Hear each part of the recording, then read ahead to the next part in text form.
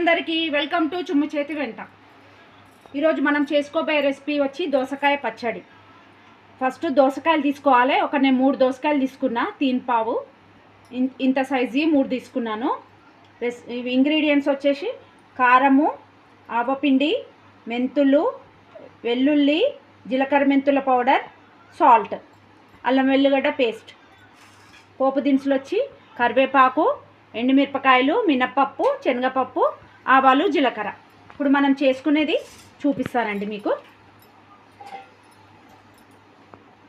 First దోసకాయలు గింజలు తీసి మంచిగా తుడుచుకొని నీట్గా ఆరబెట్టుకోవాలి. ఒక ½ గంట దోసకాయలు.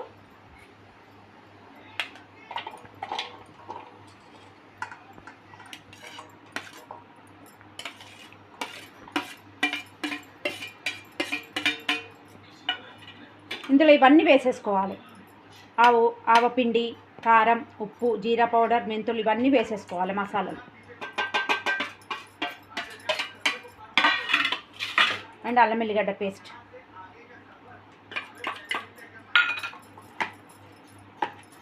అన్నీ బాగా కలుపుకోవాలి.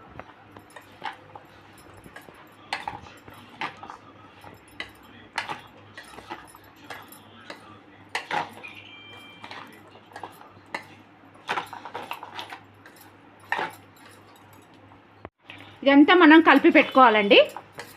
కలిపి పెట్టుకున్న తర్వాత కడాయి పెట్టుకోవాలి, పోపు వేసుకోవాలి. దీంట్లో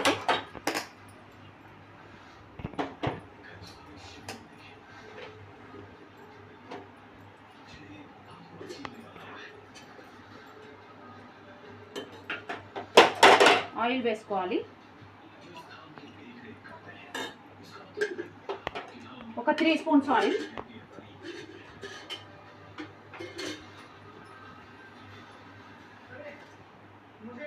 ఆయిల్ హీట్ ఎక్కాలి.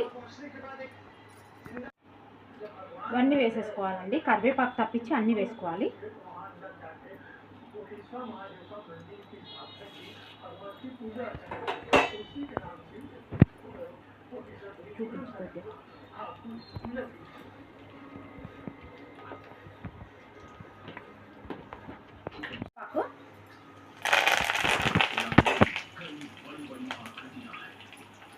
పసుపు నేను కొద్దిగా వేస్తున్నానండి, ఆప్షనల్. మీరు వేసుకుంటే వేసుకోండి, లేకపోతే లేదు. నేను కొద్దిగా వేసాను.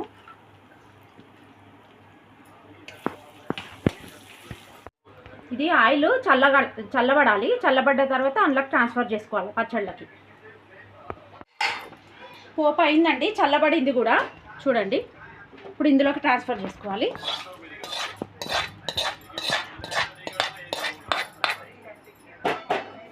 అంతే అండి.